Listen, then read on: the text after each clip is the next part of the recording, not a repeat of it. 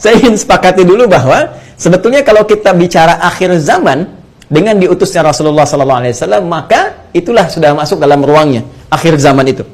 Ya, cuma kita belum katakan berakhirnya zaman, kita baru katakan akhir zaman. Ya, artinya apa? Kita berada di penghujung kehidupan dunia, ya, dan akan dekat ke akhir kehidupannya, artinya selesai di dunia ini, karena dengan risalah selesai, maka tinggal umat menjalani sampai batas yang Allah tentukan. Ya, batas waktu yang telah Allah tetapkan, kalau menunjuk kepada waktu spesifiknya, detiknya, menitnya, sampai jamnya, disebut dengan sa'ah namanya, as-sa'ah. Ya.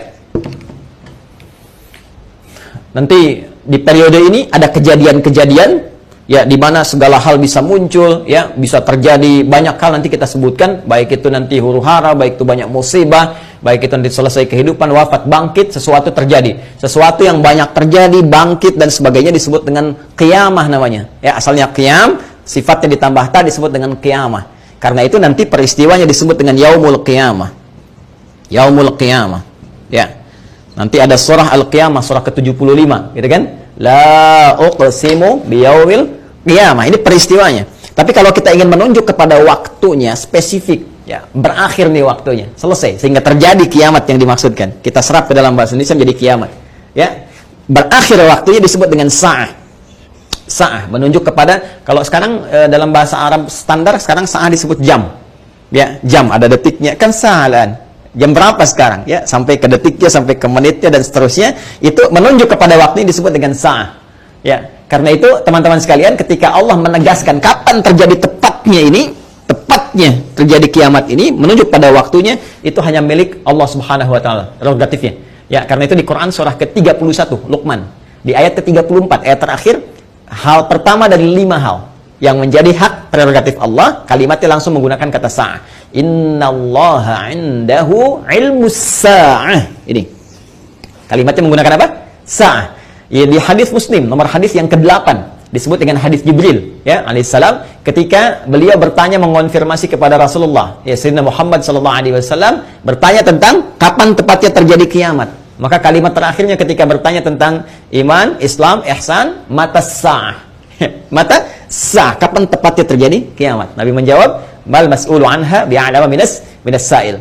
Kenapa penting saya sebutkan ini? Nah, ada langsung firman Allah dalam Al-Quran, pembuka satu surah, di surah ke-54 Al-Qamar. Ya, Al-Qamar. Dalam pandangan Allah, Allah menyebutkan bahwa ketika Rasulullah diutus sebagai Rasul di akhir zaman, artinya zaman ini terakhir dalam kehidupan, nggak ada nanti umat yang baru lagi, nggak ada Rasul diutus lagi dan sebagainya. Itu sudah Allah mendeklarasikan satu pembuka kalimat dalam firman yang sangat singkat tapi tajam sekali. Iqtarabatis sa'ah. Iqtarabatis sa'atu wansyaqqal qamar. Quran surah ke-54 ayat yang pertama. Jadi Allah sudah menyampaikan sejak Nabi SAW diutus kurang lebih 15 abad yang lalu, kan? Allah menyampaikan iqtarabatis sa'ah. Ya, masa itu sudah dekat. Ya, jadi sejak diutusnya Nabi, Allah sudah mendeklarasikan, sudah menyampaikan, ya, menginformasikan pada seluruh hambanya bahwa ini kejadian ini sudah dekat. Ya, dengan diutusnya Rasulullah, bahwa zamannya akan berakhir. Cuma dekatnya dalam konteks firman Allah dengan pandangan kita tentu sangat berbeda. Ya, karena dimensinya tidak serupa, sifat-sifatnya jauh berbeda, kan? Maka demikian pula memahami firman Allah tidak menggunakan pendekatan akal manusia. Jangan kita katakan dekat dengan ukuran kita, tidak. Lihat ukuran Allah. Ya, di mana ukuran Allah? Lihat surah Al-Ma'arij misalnya, ayat yang ke-6. Innahum yarawnahu ba'ida wa narahu qariba. Ya, mereka melihatnya masih panjang, kami melihatnya dekat. Kenapa? Karena ukuran waktu di sisi Allah, ya, itu sudah nggak pakai ukuran standar manusia lagi. Beda dimensinya. Ya, kita keluar dari wilayah kita di Indonesia dengan Malaysia sudah beda 1 jam. Ya, kita bisa ke Amerika, ke Kanada, itu sudah beda terbalik. Bisa di sini siang, sana malam. Ya, baik. Jadi apalagi kita ukur dengan konteks kehidupan akhirat. Ya, ketika Allah berfirman dengan kita di sini, ya, antara kehidupan di luar bumi, di langit saja misalnya, itu yang sudah tidak ada gravitasi lagi, sudah gravitasi 0, itu perbedaan waktunya sudah berbeda jauh. Makanya ketika Al-Quran menginformasikan fi yaumin kana miqdaruhu alf sanatin mimma ta'udun, ya ada 1 tahun bisa beda 1000 tahun. Dalam konteks orang dihukum di neraka bisa setahunnya, seharinya serasa 50.000 tahun, sehari bisa 1000 tahun. Artinya kalau Allah katakan misalnya 7 hari, berarti masih 7.000 tahun ya. Ya, 2 hari berarti masih 2000 tahun dalam konteks terkecilnya, dalam pandangan kita. Tapi kita tidak tahu kapan itu terjadi. Secara singkat, Allah sudah mengatakan bahwa sejak Rasulullah SAW diutus, ini keadaan sudah akhir zaman. Ya kan? 1. Dan sudah mendekat kepada kiamat. Cuma dekatnya itu kapan waktunya, kita tidak tahu. Dalam pandangan Allah dekat, dalam pandangan kita ngitung dari masa Nabi ke sini masih 15 abad, belum kiamat juga. Ya kan? Sekarang belum kiamat juga, makanya jangan tanya tentang waktunya. Ya, yang ditanya persiapan kita apa? Ya, kalau Anda bertanya tentang waktu pada sesuatu yang sudah diatur, kaidah mengatakan sesuatu yang sudah diatur, jangan banyak ditanya lagi. Nanti menjadi semakin tidak teratur keadaan Andanya. Ya, matahari terbit dari timur, tenggelam di darat. Masih Anda tanya, kenapa terbit dari timur? Itu kurang kerjaan. Ya, kurang kerjaan. Ya, kenapa malam gelapnya? Itu kurang kerjaan.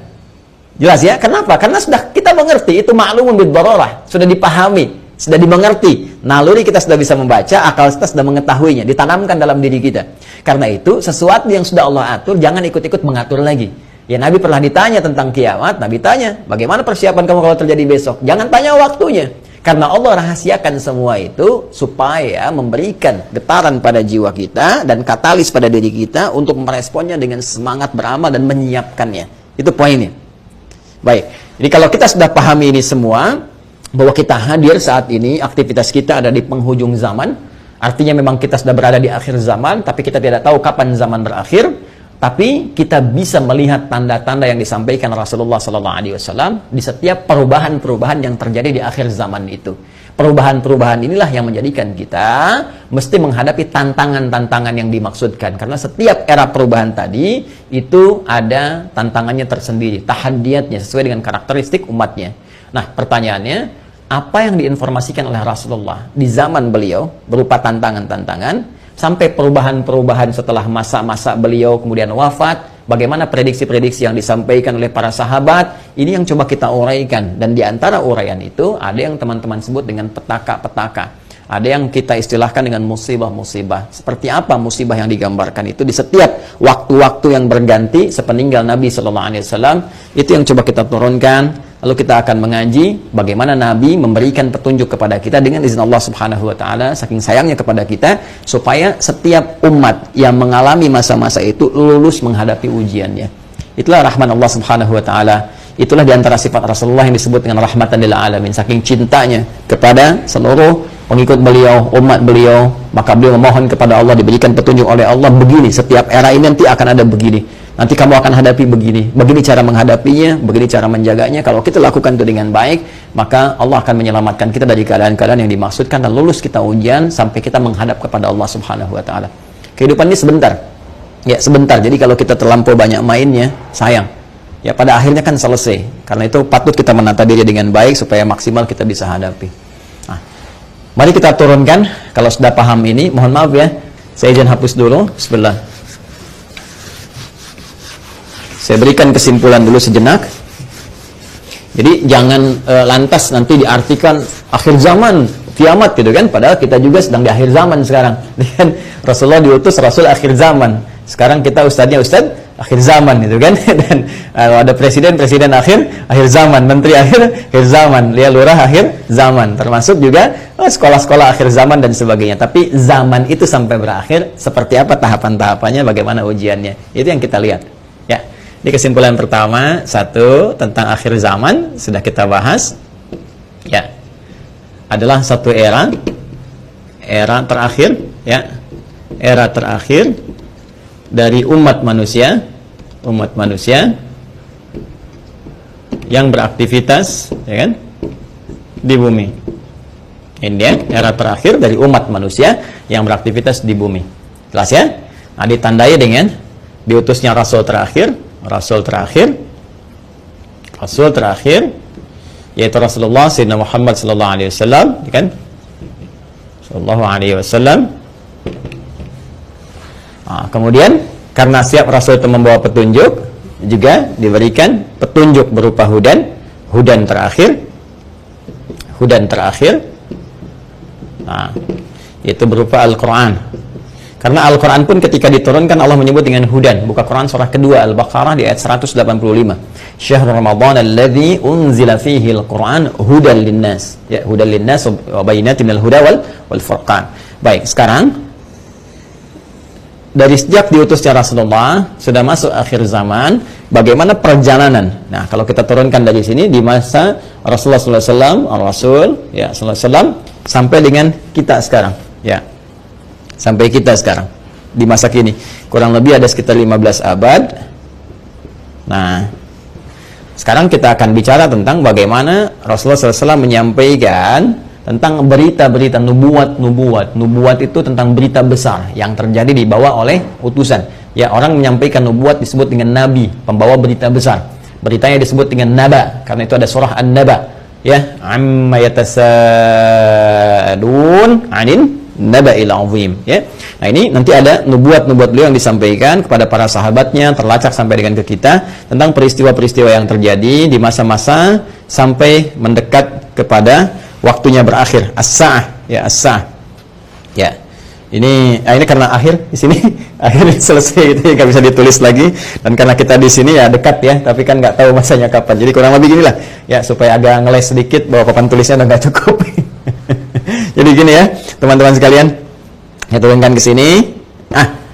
Baik, sekarang saya beri contoh begini misalnya. Ya, ini hadis yang populer saja. Saya langsung ambil dari hadis riwayat Muslim. Hadis riwayat Imam Muslim. Ya, nomor hadis yang ke-8. Nanti ada bab tentang iman, Islam dan ihsan.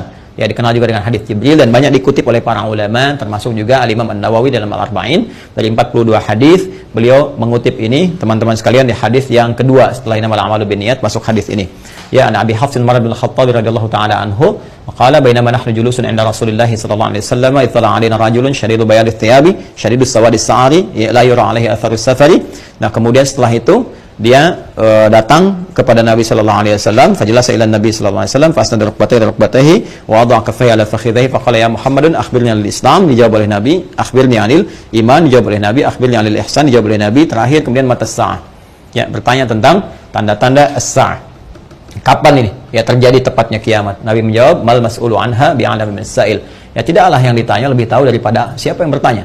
Ya, tidaklah yang ditanya lebih tahu daripada yang bertanya. Jadi yang ditanya Rasulullah SAW ini kan Jibril, dekat dengan Allah. Allah Subhanahu Wa Taala berikan wahyu lewat Jibril sampaikan kepada Rasulullah. Tentunya ya malaikat Jibril lebih tahu dibandingkan dengan saya. Ya, ini juga pertanda ada dua hal.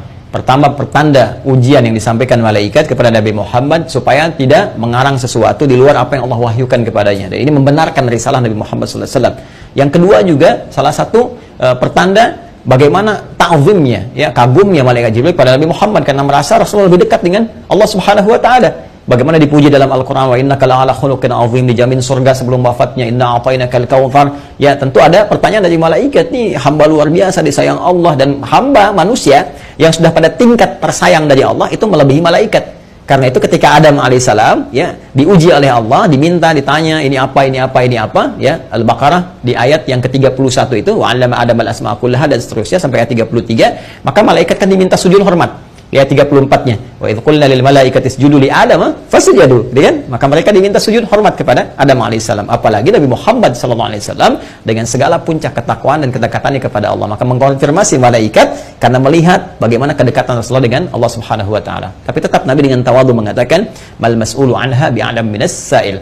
Ya, kemudian bertanya an amaratiha, maka akhbirni, ya, an amaratiha, maka sampaikan kepadaku. Ya, informasikan maksudnya kepada malaikat Jibril ini supaya didengar oleh sahabat-sahabat yang lain dan disampaikan kemudian kepada generasi setelahnya sampai dengan ke kita. Ya, apa tanda-tandanya? Nah, ini tanda-tanda umum teman-teman sekalian yang mencakup kehidupan secara umum, baik itu dialami oleh ahli Quran ataupun bukan ahli Al-Quran. Jadi ada masa-masa kehidupan dari sejak zaman Rasulullah nanti terus yang akan mendekat kepada as-sa'ah, berakhirnya kehidupan. Apa diantaranya? Ini banyak hadisnya ya. Ini saya baru ambil salah satu, gitu kan? Salah satu. Maka dikatakan misalnya antali dalam turabbataha. Bagaimana seorang pembantu melahirkan tuannya. Ya, di sini para ulama ada yang memahami sesuatu dunia menjadi terbalik. Ya, suatu dunia menjadi terbalik. Kalau kita lihat tekstual kan nggak mungkin. Oh, pembantu kok lahiran tuan, kan? nggak mungkin. Tapi ada yang mengartikan banyak hal. Ya, keadaan jadi terbalik. Ya, misalnya mohon maaf ya, kan biasanya tuan yang mengatur pembantu, sekarang pembantu ngatur tuan. Ya, jadi nanti ditafsir dengan hadis-hadis lain, ketika yang benar disalahkan, yang salah dibenarkan. Kemudian pembantu melahirkan tuan, ada yang mengartikan dengan perzinahan, ya selingkuh antara pembantu dengan tuan, dengan majikannya dan sebagainya, atau majikan memanfaatkan tuan dan sebagainya. Ya, ada kalimat-kalimat seperti itu. Wa antaral khufata rawatal alata. Ya, kemudian Anda bisa melihat kata Nabi sallallahu alaihi wasallam bagaimana pada masa itu orang-orang Badui yang ya dari jauh dari pedesaan tiba-tiba mendapatkan sesuatu yang luar biasa sampai ya tatawaluna fil bunyan, lomba meninggikan bangunan. Ya, ini ada yang memahami bahwa orang yang biasanya mengembala kambing, artinya orang-orang yang desa dari jauh dari apa yang tidak terbiasa dengan hal-hal yang mewah, tiba-tiba sibuk dengan kemewahan-kemewahan. Ya, kemudian nanti ditafsir di hadis lain, orang-orang berlomba-lomba dalam urusan dunia, sampai orang-orang desa pun ada ikut-ikutan, ya, pengen terlibat dalam konteks dunia dan sebagainya, yang biasanya mereka hidup dalam keadaan-keadaan yang serba sederhana dan sebagainya. Jadi situasi ini situasi umum. Ya, nanti ada hadis terkait dengan banyak menyebar penyakit-penyakit yang menular, yang jarang ada obatnya dan sebagainya. Ini masih persoalan-persoalan umum yang dengan umum ini dialami oleh semua orang. Artinya mau ahli Quran, bukan ahli Quran, ya akan mengalami peristiwa ini. Ya, saat kebenaran mulai tertukar, saat macam-macam dan seterusnya lah. Ya, tapi alhamdulillah kita nanti masih dilindungi dengan hadirnya hadis-hadis lain. Ya, masih ada ulama-ulama, walaupun nanti mesti hati-hati ketika ulama banyak yang diwafatkan Allah Subhanahu Wa Taala. Sekarang kurang lebih sudah di atas 400 dari situasi pandemi saya di Indonesia saja. Itu bukan yang kaleng-kaleng, itu ulama-ulama yang memang ahli pesantren, ahli dzikir, ahli ilmu dan sebagainya. Mesti hati-hati juga. Ya, alhamdulillah kita masih ada orang-orang yang istighfar, bangun di malam hari, orang-orang yang mendekat kepada Allah, orang-orang yang taubat, masih kita dilindungi oleh Allah. Ya, jadi keadaan-keadaan ini, tapi petunjuk-petunjuk ke arah ini sudah mulai terasa. Artinya Nabi menyampaikan setelah kehidupan beliau akan dialami masa-masa ini.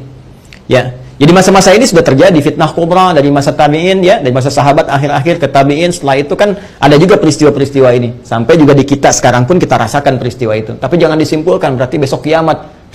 Jumat lagi gitu ya. Nah, jangan ngambil kesimpulan gitu juga. Ada variabel-variabel lain yang harus kita pahami, tapi kita mesti waspada. Ini berupa fitnah. Ini yang saya maksudkan. Ini ujiannya. Ujiannya. Ingat nanti ya, ada fitnah, ada musibah, ada bala, ada ibtala, itu beda-beda. Ya, itu beda-beda. Nah, ini saya katakan bahwa ini ujian kita di sini. Ini ujian kita. Karena ini ujian kita mesti lulus, teman-teman sekalian. Nah, sekarang dan jangan langsung kita pahami ini kiamat besok ini. Tidak. Nabi ingin mengatakan di masa depan ada tantangan-tantangan tuh akan begini. Dan ini kalau tantangan-tantangan ini nggak bisa dihadapi, sudah ini akan menjadi variabel yang mempercepat terjadinya kiamat. Artinya cepat menuju ke arah ini. Ya. Kalau orang udah nggak bisa dikendalikan, nggak ada orang jujur semua, orang semua berperilaku maksiat, orang semua berperilaku fahsya, mungkar dan sebagainya, ini mempercepat. Tapi kalau kita bisa lulus ujian-ujian ini, minimal rahmat Allah kita dapatkan.